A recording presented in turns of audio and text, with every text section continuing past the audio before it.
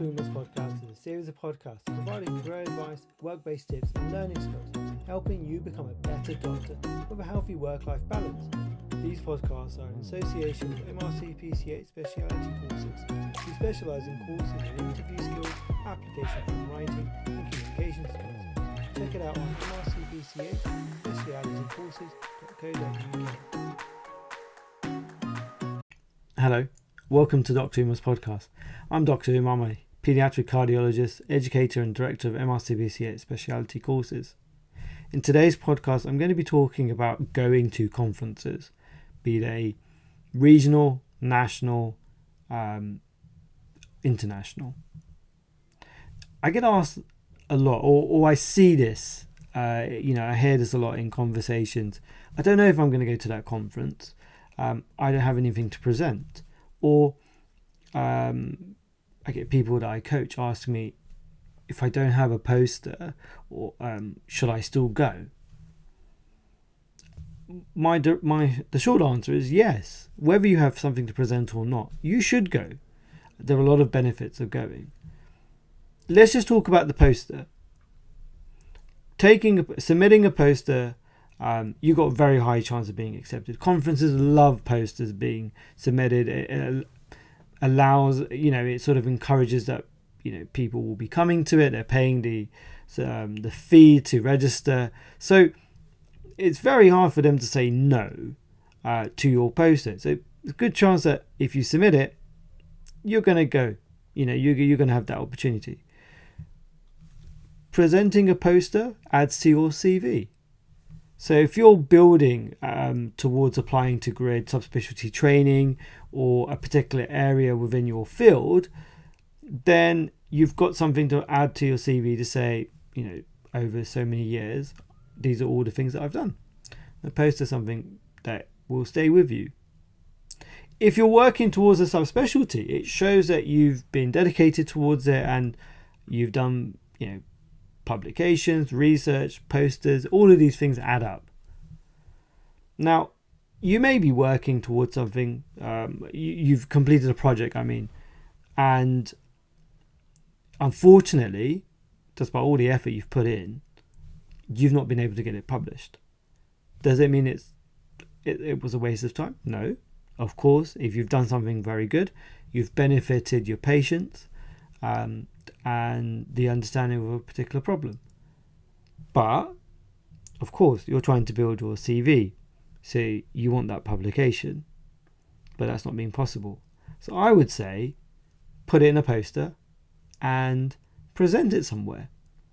At least something you'll be able to show, you'll have something to show for your hard work.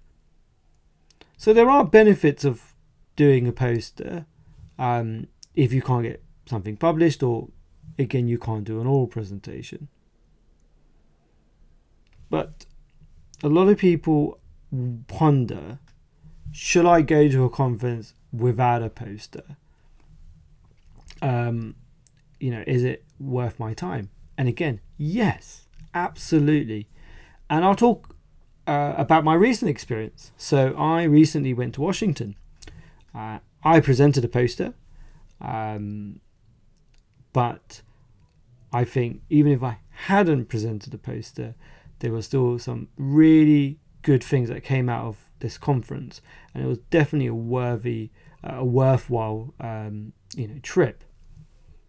The first thing was that the lectures that were put on throughout the 5 days were extremely educational.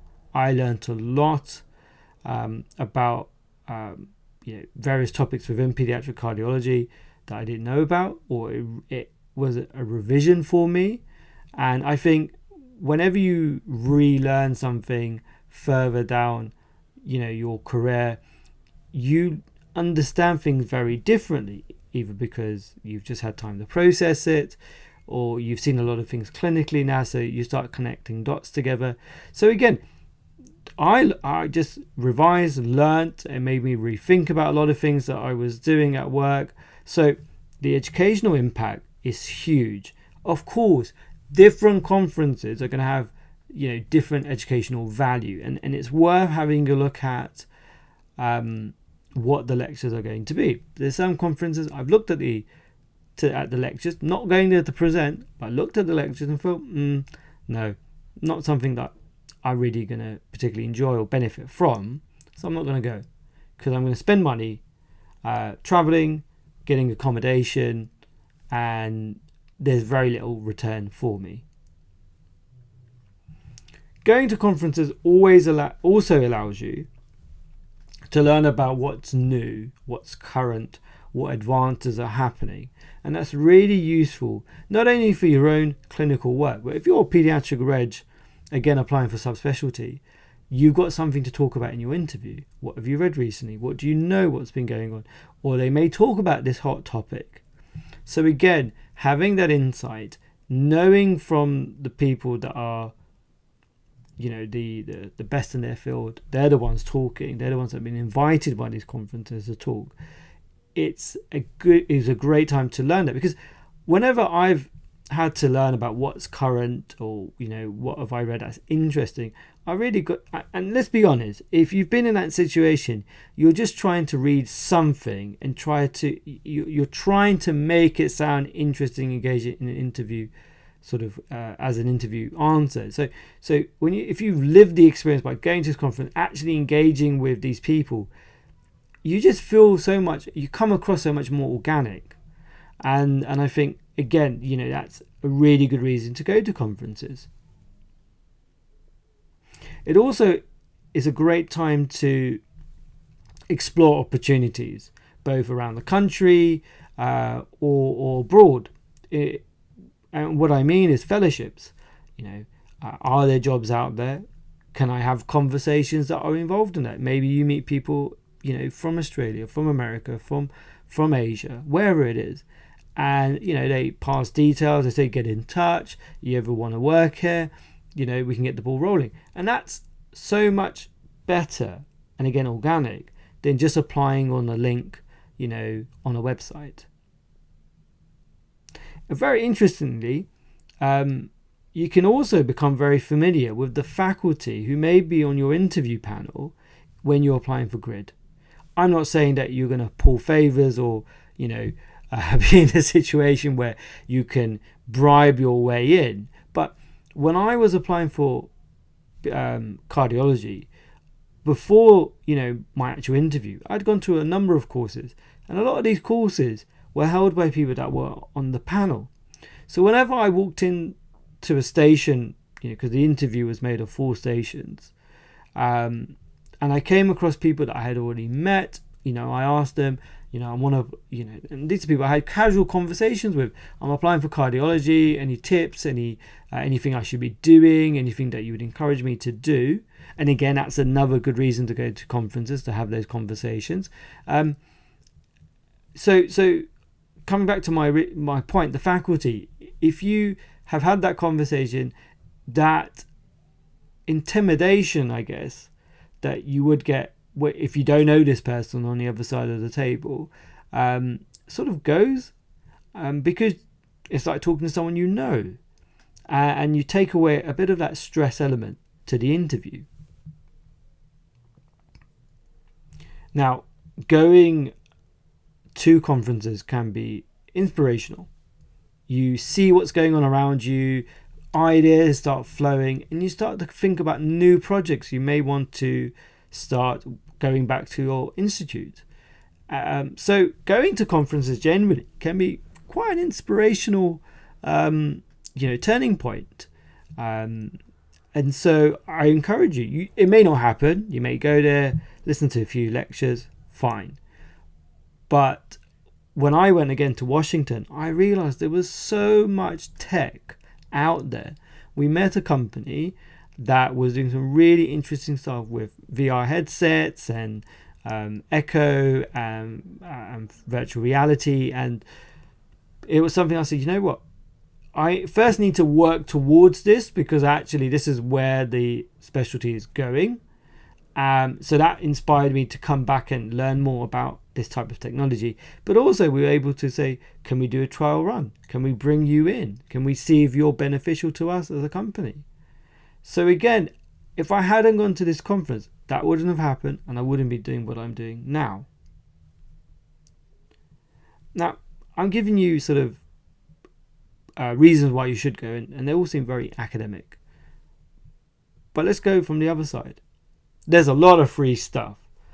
I accumulated a lot of free bags, and as a parent, bags are wonderful because there's always stuff I need to put kids' boots in. I've put kits in. I've got to put stuff that's got to sit in my boot for God knows how long. So, people were making fun of me saying, you've got so many bags. Why are you taking so? And I said, look, bags as a parent are valuable. And so I was very happy to have lots of free bags. But it was other free stuff I got. I got things like clips, which again can be useful. I got power packs. I got USB sticks. I got, I'm now thinking, what else did I get? Got a lot of chocolate. But again, coming from Washington, my kids loved the fact that I had so many variations of candy. And I should add, I did actually buy candy from a store and take it home. But there was just so much freebies as well. It just added, there was just, just so much free stuff. Books as well, pens. I still never have a pen when I need one. There's a lot of free stuff. And I'm not saying that's the only reason why you should go, but that's an added bonus. It's also a breakaway. So spending, a week in Washington wasn't bad at all. Got to sightsee, got to look around, got to explore the food. And again, wherever you are, wherever you're going, just having a nice break. Because the conference is not from, morning till night. There's a lot of social events to attend. There's a lot of meet and greets to do. You can explore. And I think that we work really hard as doctors. We all do. And I'm someone who believes that you need breaks and you need to go away and you need to recharge yourself. This would be a great excuse to do that. It's an experience. I never thought, that I go to Washington. I have a lot of places on my sort of bucket list. Washington wasn't one of them, but I'm so glad I went. I saw a lot, took a lot of photos. I walked around a lot, and I didn't want to take taxis or anything like that. I wanted to go and explore, and I think that experience will never go away from me now, and I'll have stories to tell and things that I experienced, and I I really enjoyed it. I mean, I accidentally ended up in an American ghetto, and it was not a happy experience for me. But you know what? It's a story that I can now tell. Thankfully, I survived, and so. There are many reasons to go to conferences. You don't have to have anything to present to go to them. Whether you are already in the subspecialty or you're applying for the subspecialty, whichever side you are of that fence, there's a lot you can gain from it. I generally say that, you should go. Budgets, the way educational budgets now work is they don't tend to have a cap. And so that registration is, you'll be able to claim it back. I guess the accommodation and traveling and so forth, that will have to come from yourself. But if you're in a position or you can make that happen for yourself, I would go. So all very positive things. So I really hope you've enjoyed my take on whether you should go to conferences. These are just my points and how I see the situation. I'm sure people have different views about it.